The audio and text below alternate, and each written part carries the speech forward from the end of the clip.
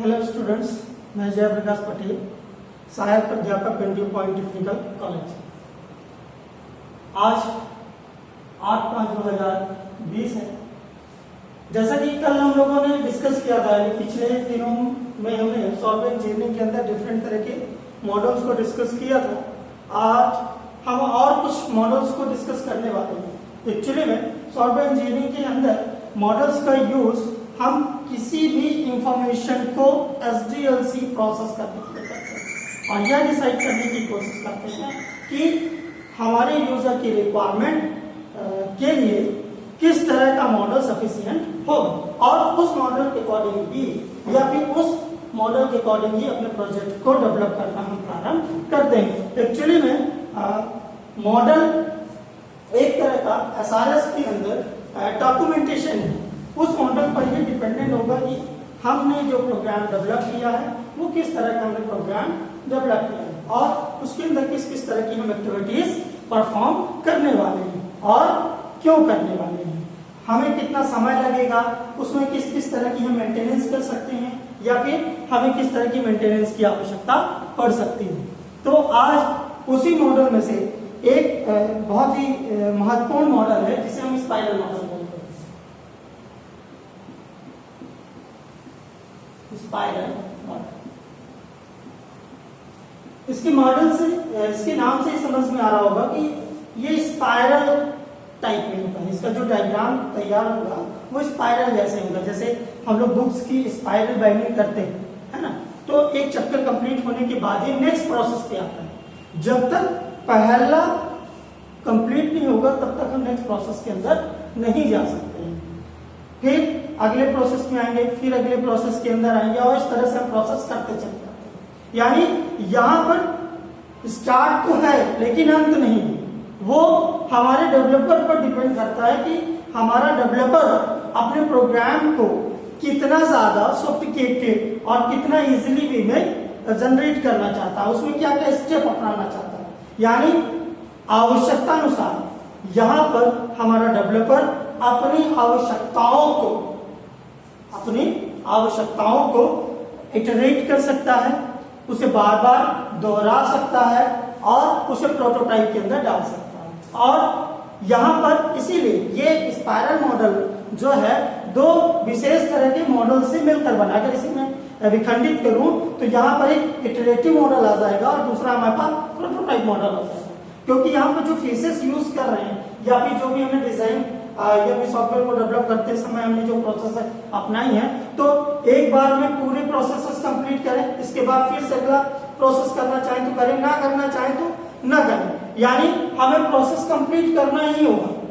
इसीलिए इस मॉडल को ट्रैक्स और सेक्टर्स में डिवाइड कर दिया जाता है। तो पहले हम इस डायग्राम को देख लेते हैं कि हमारा ये डायग्राम बनेगा कैसे। तो जैसा कि आप सभी को मालूम है कि ये हमारे 4 कोऑर्डिनेट्स होते हैं, ठीक है, यानी इन द सेंस निर्देशांक होते हैं। इन निर्देशांकों में से ही हमारा ये डेटा निकलता हुआ बनेगा।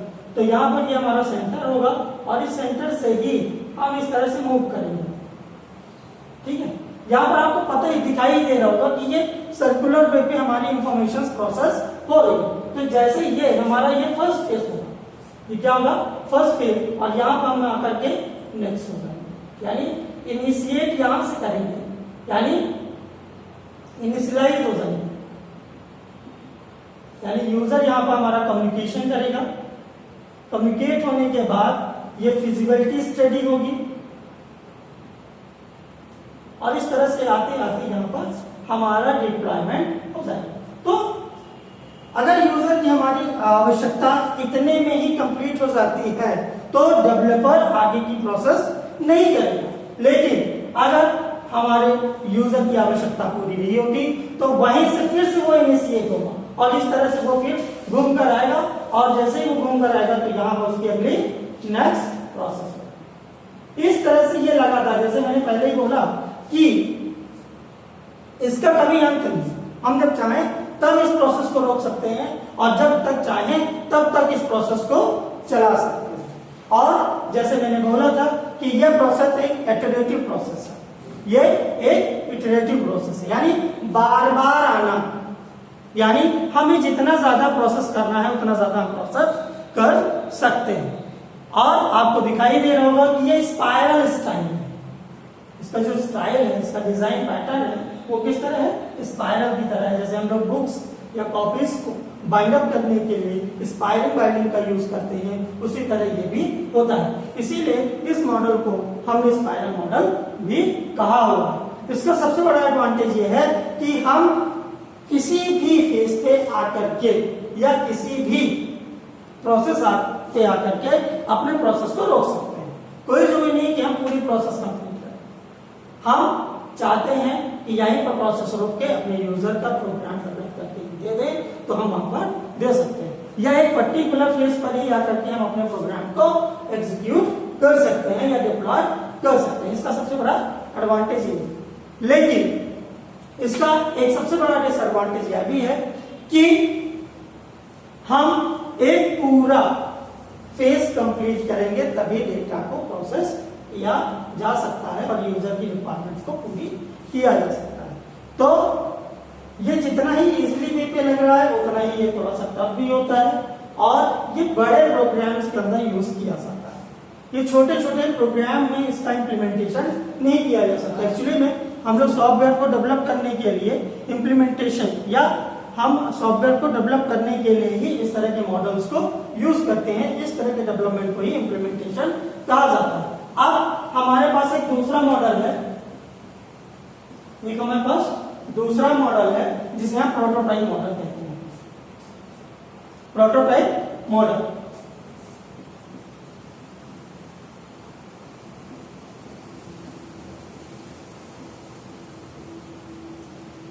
ये भी एक तरह से हमारे यूजर की रिक्वायरमेंट्स को इंप्लीमेंट करने के लिए एक मॉडल है जिसका उपयोग हम अपने सॉफ्टवेयर्स को यूजर्स की आवश्यकता के अनुसार ही हम प्रोसेस करने के लिए करते हैं।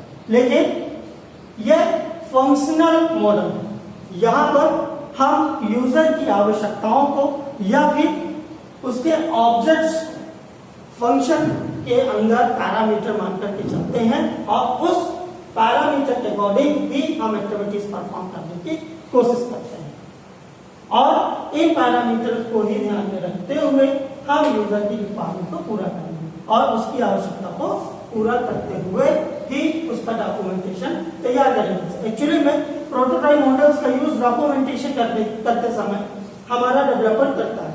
जैसा कि मैंने कई बार बताया कि एसआरएस की जो है वो हमारे लिए क्या होता है, एक डॉक्यूमेंटेशन।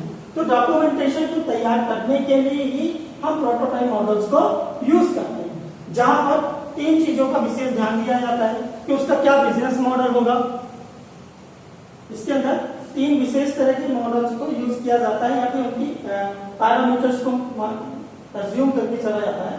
पहला है बिजनेस मॉडल, दूसरा है ऑपरेशनल मॉडल,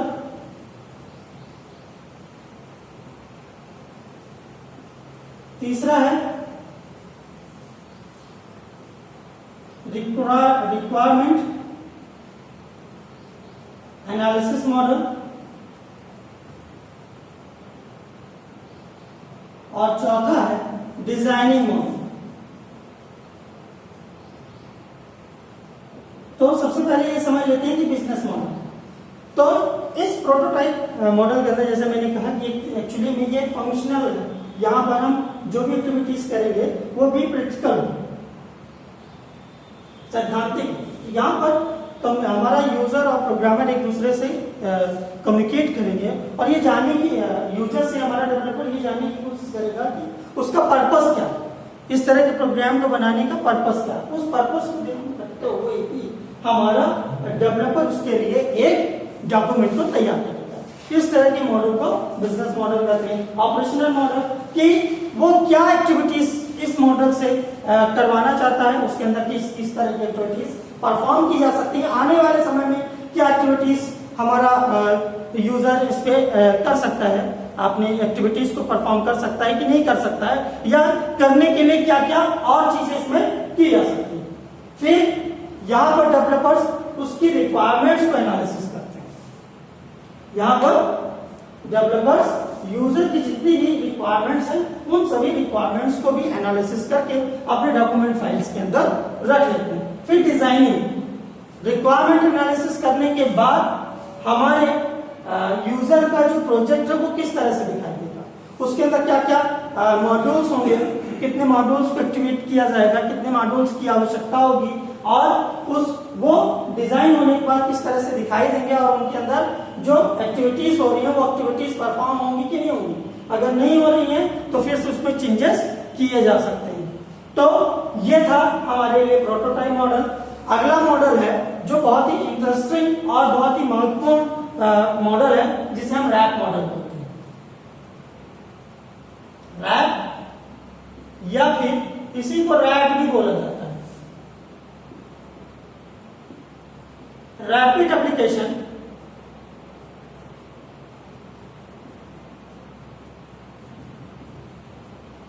डेवलपमेंट।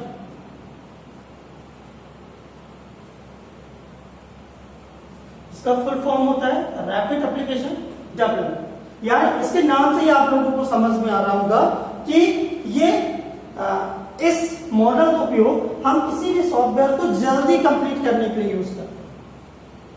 अब इसमें जल्दी कैसे हम कंप्लीट करते हैं? एक्चुअली में रैपिड एप्लीकेशन मॉडल के अंदर हम अपने मॉड्यूल्स को कई पार्ट्स में या फिर अपने मॉड्यूल्स को कई टीमों में डिवाइड करके रख देते हैं।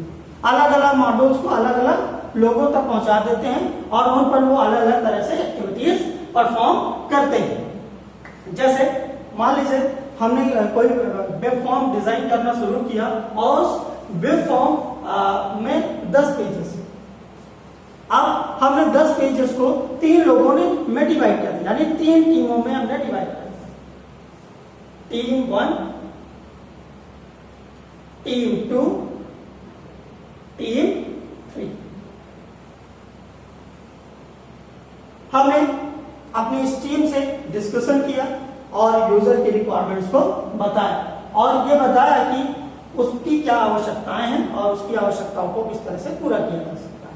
और उस आवश्यकता को ध्यान में रखते हुए पूरे प्रोजेक्ट को हमने कई मॉड्यूल्स में डिवाइड किया और उन मॉड्यूल्स को अलग अलग टीम को हमने दे दिया। ये सभी टीम्स वो पूरी प्रोसेस को कंप्लीट करेंगे। जैसे business model,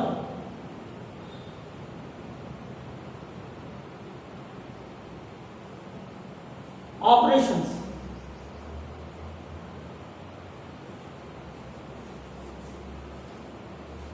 testing, implementation, then deploy। दूसरी टीम भी सेम प्रोसेस करेगी और अपनी अपनी प्रोसेस करके वो एक दूसरे से कम्युनिकेट करते हैं। यहां पर कम्युनिकेशन भी होता है।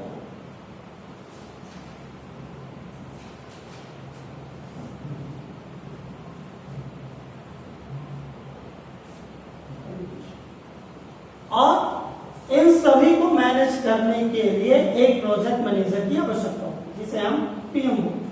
यह प्रोजेक्ट मैनेजर तीनों टीमों से बात करेगा और ये जानने की कोशिश करेगा कि उन्होंने अपने अपने मॉडल्स के अंदर कितनी एक्टिविटीज परफॉर्म कर ली है, कितनी एक्टिविटीज अभी उसे परफॉर्म करनी है, और उस एक्टिविटीज के अकॉर्डिंग ही यहाँ पर हमारा डेटा प्रोसेस होता रहेगा और उस डेटा के अकॉर्डिंग ही हमारे रिजल्ट्स इंप्लीमेंट होंगे।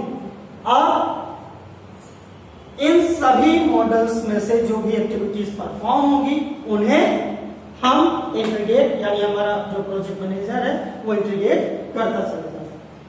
तो आज हम लोगों ने जाना कि हम 3 तरह के मॉडल्स का यूज अपने प्रोग्राम्स को इंप्लीमेंट करने के लिए करते हैं और तीनों के क्या फायदे हैं और क्यों 3 अलग अलग तरह के इंप्लीमेंटेशंस का उपयोग किया जाता है। अब आगे की क्लास में हम लोग कुछ और नई चीजें सीखेंगे। तब तक आप लोग इसे देखिए, इस वीडियो को समझिए। ठीक है, थैंक यू।